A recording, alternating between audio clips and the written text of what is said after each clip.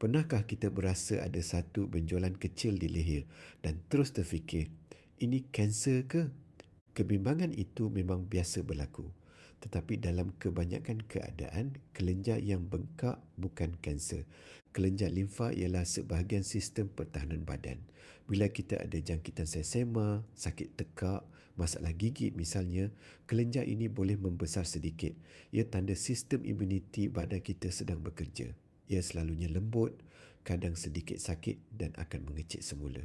Ada keadaan di mana kita mungkin perlu menilai dengan lebih teliti.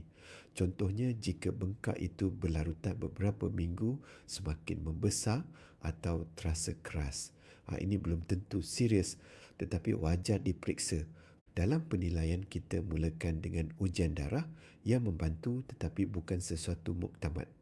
Kita gabungkan dengan pemeriksaan klinikal dan jika perlu imbasan atau biopsi. Jadi kebanyakan kelenjar bengkak adalah reaksi biasa badan.